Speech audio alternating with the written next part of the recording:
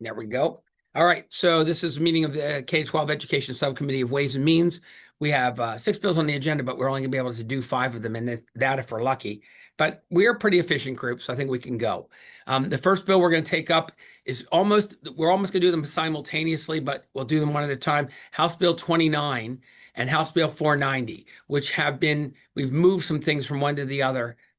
29 has taken on a number of things that are in House Bill 490. Generally, the chair brought in House Bill 429 as taking a look at one of the pathways, post-CCR pathways, which was AB and IB type things. Currently, the blueprint says the counties have to pay for them all. She established that once someone gets above 300%, a family gets above 300% of the poverty level, counties may establish payment plans that they think are reasonable. We'd recommend a sliding scale if they're going to do it. And then after maybe a certain percentage, have people pay full fare. They don't have to do it. It just enables them if they're feeling pressed. The counties are complaining to us a little bit about some of the impacts of the blueprint. This isn't a huge break, but it's a break. When we move stuff over, we decide to put all of the post-CCR pathways stuff in there. So another post-CCR pathway is dual enrollment. Currently, you can only take 2 dual enrollment courses from your high school in a semester. That's to save the schools also from having to pay for many, many courses, sometimes ones which don't really lead toward graduation, and have students pick more carefully. We have extended the amount of time that we're going to keep it at 2 from, do it, Ally J, from what year to what year? We're extending, it currently ends in fiscal year 27, and this is extending it for 3 years So we're till, gonna, yep, sorry. So we're gonna let them have we're gonna have that limitation on the number of dual enrollment courses a single student may take. Finally, there's a lot of things about CTE that were in House Bill 490, which are now here. Basically, it's getting rid of the committee. I lost track.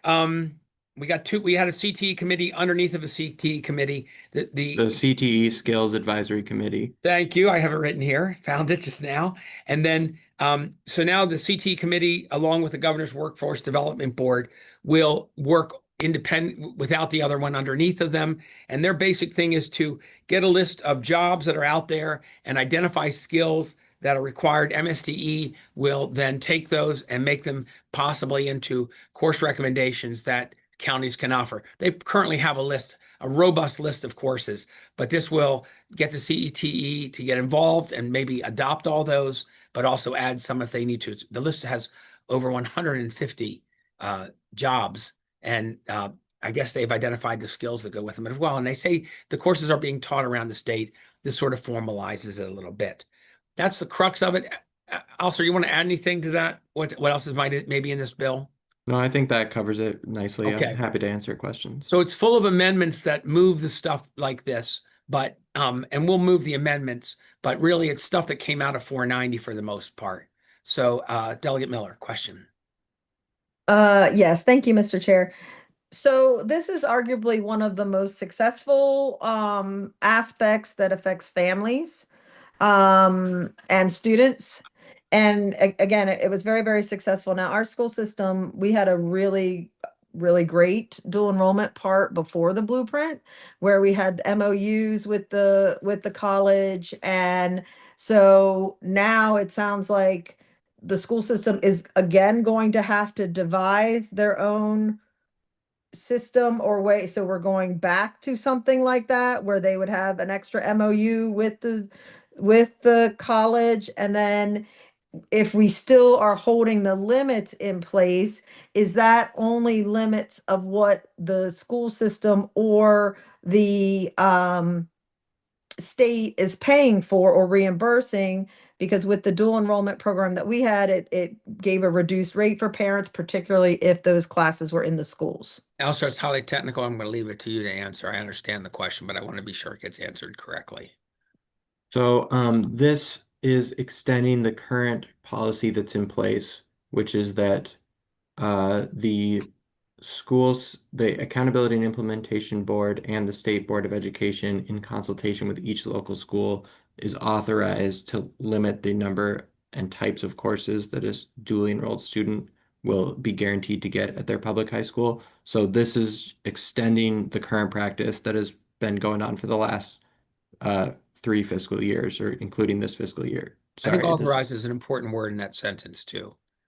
yes, and it's extending it through fiscal year They 2030. could actually do more if they wanted to, I gather. But one of the things that the counties are saying is that the requirements of the blueprint that they pay for these is, onerous sometimes for them.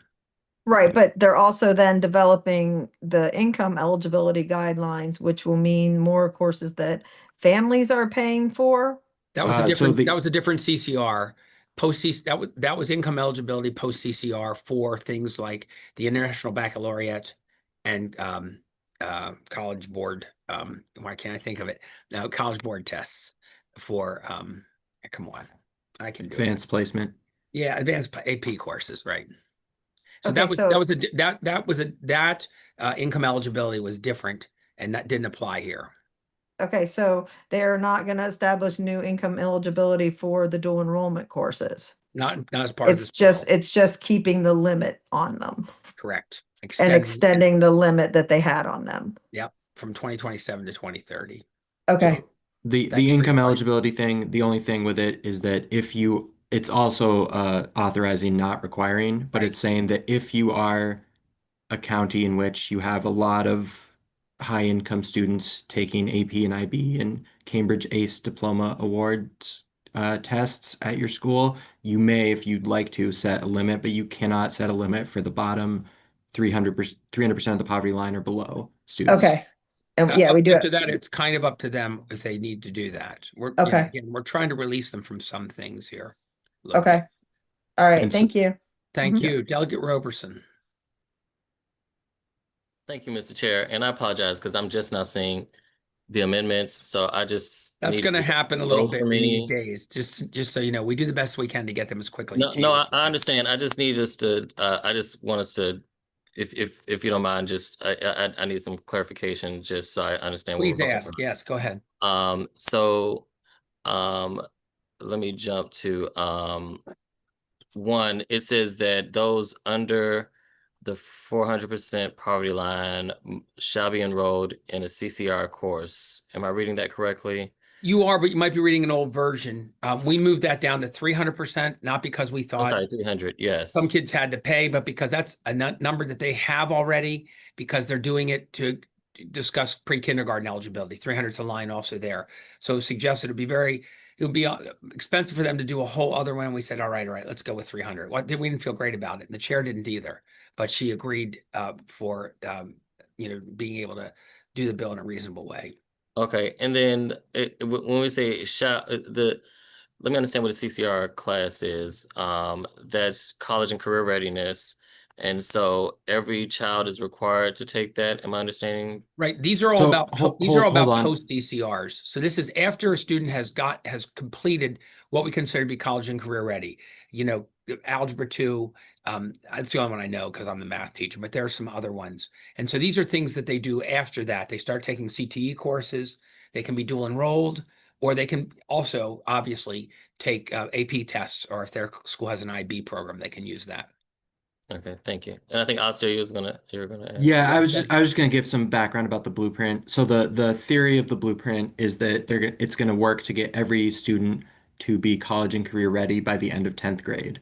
And so once it recognizes that not every student is going to meet that standard, which is a standard set by the state board and includes a certain math standard, certain English standard, certain grades, and so on.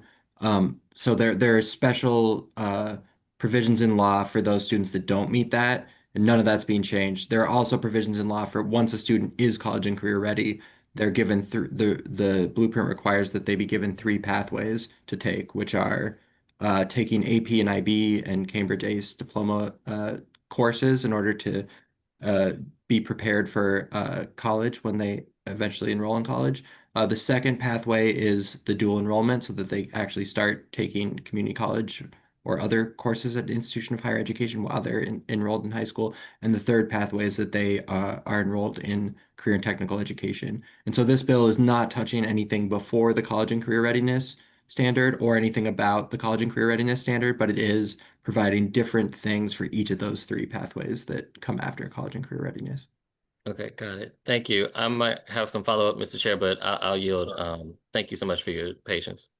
So the amendments as described change the bill and add in the things about the dual enrollment. They add in the things about the CTE and challenging the Governor's Workforce Development Board and the Career and Technical Education Board to come up with jobs and skills and then recommend MSDE what they should be. And then I think is there a challenge to MSDE in the bill also, Alistair, to begin to develop courses or curriculum around those suggestions?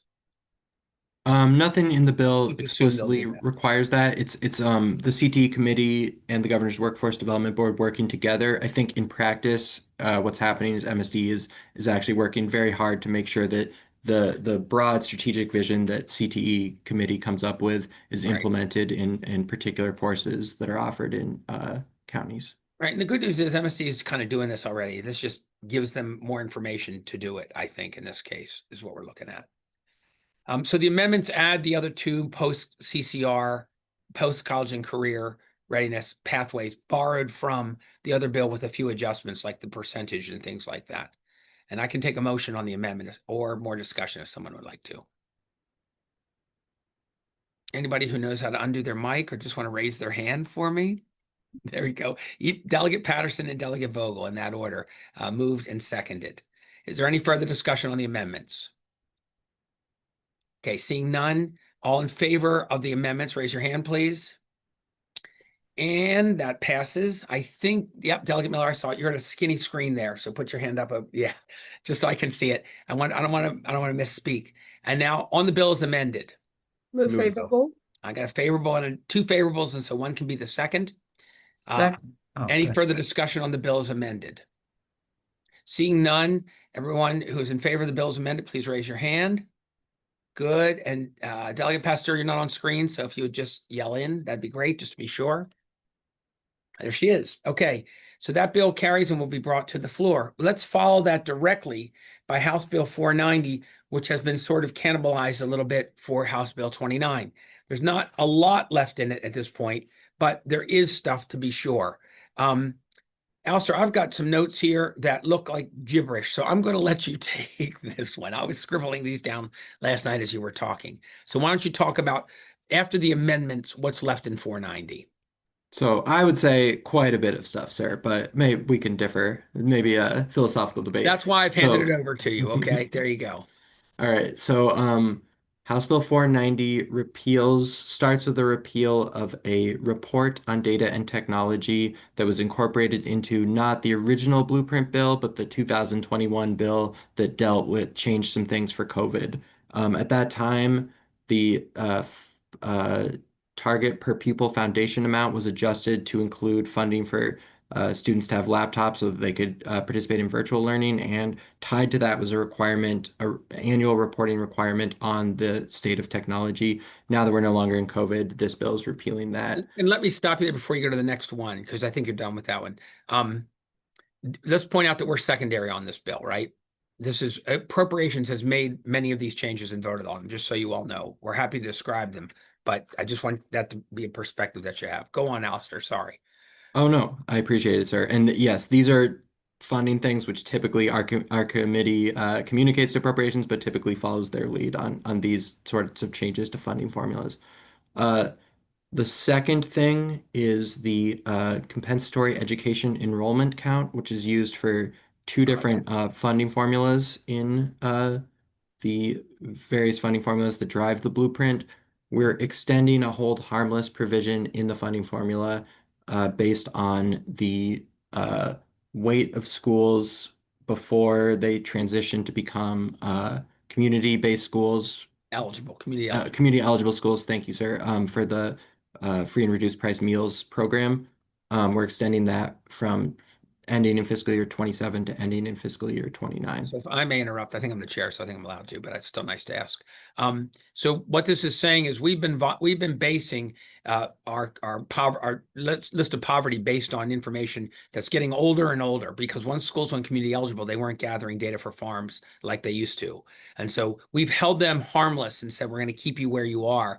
But it's possible some have greater poverty, it's possible some have less, but it's possible some have greater poverty and are not being recognized.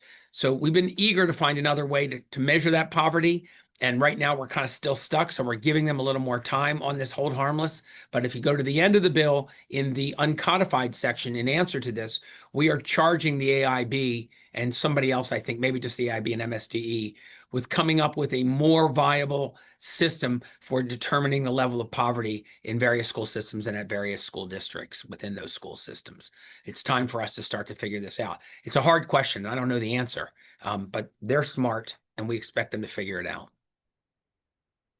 I'm done. If you have more, Alistair, than that, I wanted to just put that in there. No, thank you very much, sir.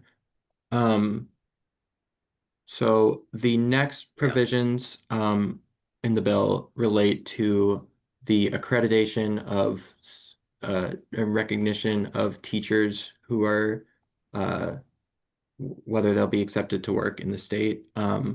There's some technical changes here that are just kind of cleaning up some language in the code. I would say the main things here are allowing an individual who successfully completes a department-sponsored registered apprenticeship to count for one of the various checkmark pathways that a teacher has to go through in order to be recognized to teach in the state.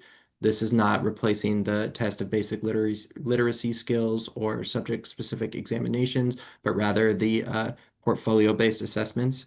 Additionally, out-of-state teachers who graduate from a teacher preparation program are eligible to submit 3 years of effective evaluations from a school or a local school system in order to be recognized, which They could be certified in the other state too. You would assume they went through a teach prep program, but they might have a system too. But if they're currently certified in that state or have graduated or graduated from a teacher prep program in their state, then 3 years of evaluations if they've been teaching there will be enough for us here. And we allow that a little bit here in our certification too, in lieu of the induction or the portfolio base. It's the same thing, I think. So sorry. I like to act like I'm smart a little bit, Alistair. Let me get in there once in a while, okay? Me too, sir. Often Okay. fail. Is there more? Yes, there's more. So the next change that this bill makes, there's currently a requirement from the blueprint that all principals of all schools receive national board certification by July 1, 2029. That is extended out 5 years. So the date they have to reach that is now July 1, 2034. And the amendment, the bill as it came in, expanded one of the wraparound services that could be used in community schools under the blueprint. Under current law, there's several eligible uses for a wraparound service that generates a needs-based assessment that is used by the community school to address the needs of the students and the parents who attend that school. One of the authorized uses is in-person tutoring, and as amended, this would expand that to other objective-focused small group instruction. So not just a one-on-one tutoring, but if someone wants to get a group of a few different kids for instruction together, that is now an eligible use of that fund. Most of the rest of the bill is striking out the parts that are now in House Bill 29, the CTE, and the other post-CCR pathways. There is, however, at the very end of the bill, in addition to the study that Delegate Ebersol was talking about on compensatory education enrollment counts, there is a requirement that in the next school year, in the fiscal year for which the budget is being addressed right now, expert review teams, which is another thing that the blueprint created, to go to each school system and look how the school is performing. They're paused for 1 year, and the funds are sent back to the blueprint, other uses for the funds. and MSDE and the AIB are jointly required to submit a report by November 1 of this year on the proper way to implement the expert review team program. And because they've been functioning, they're not all up and functioning yet. This is another of the things that we're kind of chipping away and looking for things that cost money that won't, because we got a year here and then we got to get things in order a little bit. So this is just the beginning of us taking a look at some things like that. Thank you, Alistair. Delegate Miller, do you have a question? Yes, Mr. Chair, thank you. So I've been following a lot, and thank you for all the people who have helped me with the understanding of it. So it seems like for the SEEP eligibility, a lot of those numbers are going back to 2014.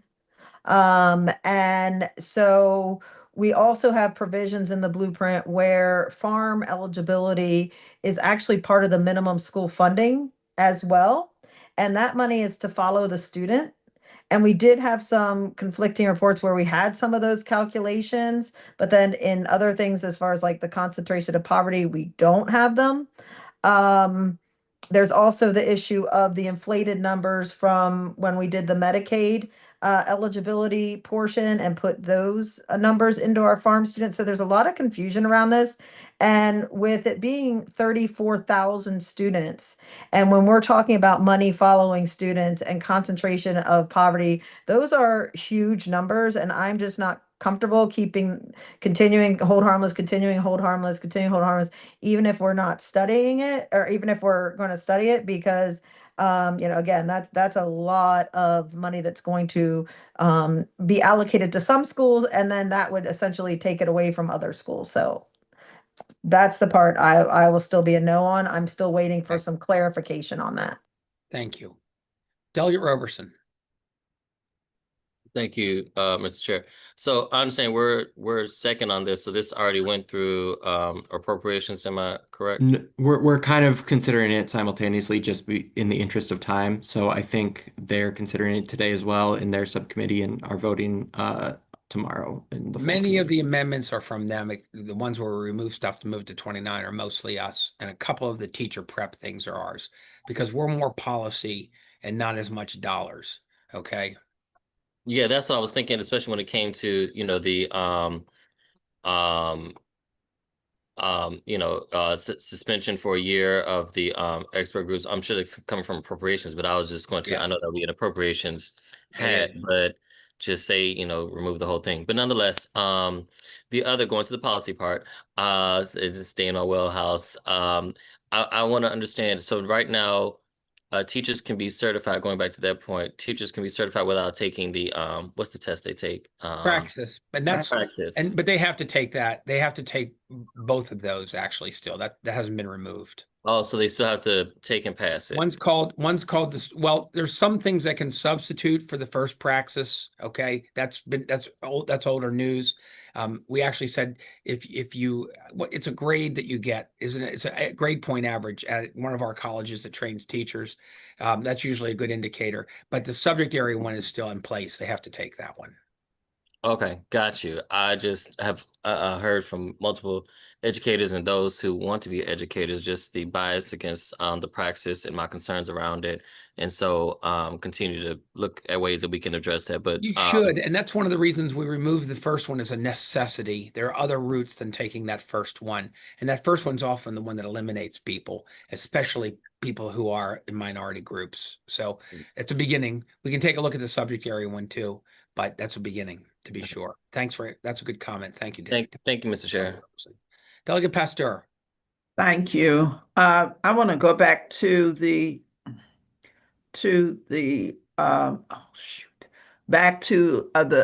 question of principals and the national board. Can you revisit that for me, because I'm somehow losing that piece?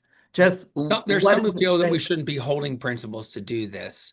We're going to give them more time. I think it's kind of thinking time for us on this, that they don't have to get them right away. Whether or not it's really important for principals to be national board certified. Many of them will be, because they'll move out of the classroom and into that, and that'll be part of the consideration. So my question is, do they have to be? Yeah.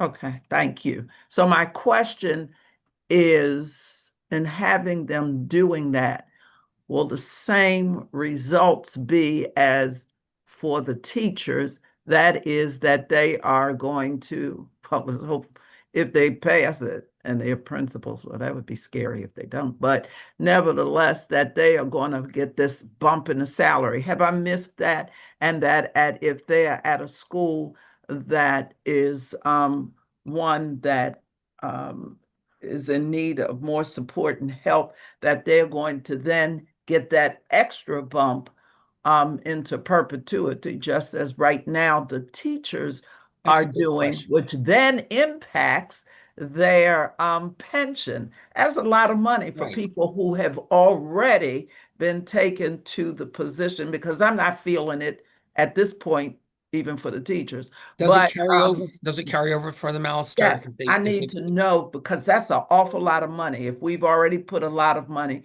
in what the teachers are doing, if we're now going to add that whole thing to the principals, that's more money than saving money. I do think that it would be nice to know if they can pass it, but I think by the time they become a principal, we should have removed all of those other perks. So, Alistair, Yes. someone who has passed the NBC and So- now they're an administrator, what happens on the salary? the philosophy, sorry, trying to move to get my lights to come back on. There we go. The works. philosophy, it does work. The philosophy of the blueprint is basically that you should have a career ladder that has steps in place in which teachers and principals and other school leaders are seen along the same continuum. And so I believe it does, getting an NBC award does contribute to the principal salary. I can double check to make sure I'm not wrong there, but I think that is the case. So the push here is not about the salary. It's more about that they can't be required to get that push salary, or just required to get it to be better at what they do. I believe that's correct. Okay. Oh, I mean, that's certainly the case with the bill, that this is extending the requirement that they get the push salary as the national board certification comes online. But That's what he just said. It's part of that push about the salary. Yes. I don't disagree with the push. They certainly need that push, but I'm really having difficulty processing the money. I'm being told that I'm giving the wrong answer by someone on the call. So Who is it? if you guys, it's the PZAM representative, Okay. my good friend. Who do we got there? I'm looking for. It's usually Mary Pat. Is she here?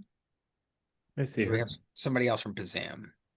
I see Mary Pat. She's not on my screen. Go ahead and activate your camera, Mary Pat.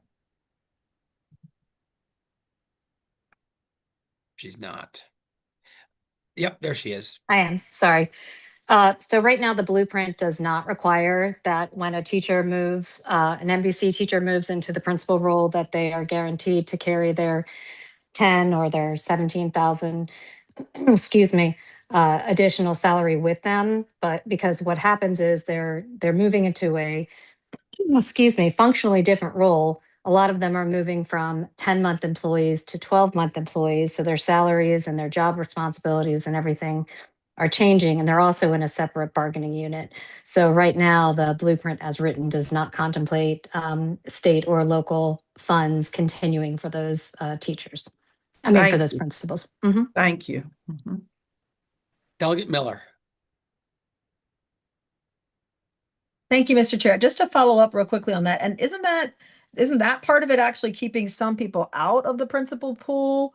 Because they would lose a significant amount of funding if they actually go into the AP pool. I think that I just remember hearing that, so I just wanted to Well, bring that you up. pose a but- philosophic question on which I have a different answer. Like, should we be encouraging people out of the classroom to become administrators by offering them more money? Okay. That's I think fair. I saw some of the best and brightest go into administration, and I really wished that they'd stayed in the classroom. So, okay. I'm pushing up against Edith Patterson's here. That's three of us that are on gaming. So I want to know if everybody's prepared to take a vote on this as amended. You've heard the amendments. We've discussed them at length. I don't think we need to move separately on them, since they are amendments that we've received from appropriations. So I'm going to try to go on a vote on the bill as amended. Would anyone like to move?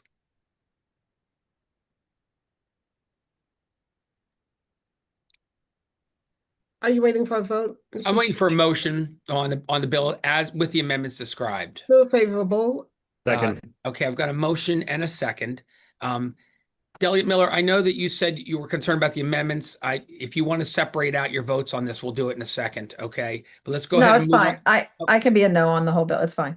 Okay, that's fine. I didn't know. Sometimes people vote no on the amendments and then go with the bill. And so wanted to double check with you there. Okay, on the bill as amended, all in favor on the bill as amended, raise your hands, please. I count 1, 2, 3. Delegate Pastor, are you raising your hand or not? I'm a weak one. Because I'm still having some problems with Okay. that Delegate amendment. Roberson, are you voting yes? I know we have a motion. I guess I was gonna see if we could hold it just because of the hesitation. What are you going to hold it for exactly? What are we going to do here? Are we going to amend it? This will, you know, if we amend But it we and are a send it back. second. To your point, we are a Yeah, second. I mean, I'm on just this. curious what we're thinking about changing. Okay, well, I'll go because the question right. was that the principals are not going to get the extra.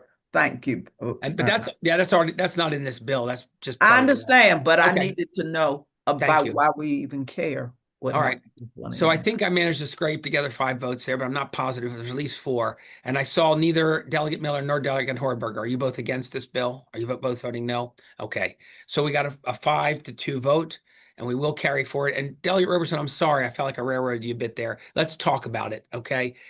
If we have a significant amendment that appropriations goes along with, we can talk about, you know, giving it in committee or something, but let's chat about it, okay?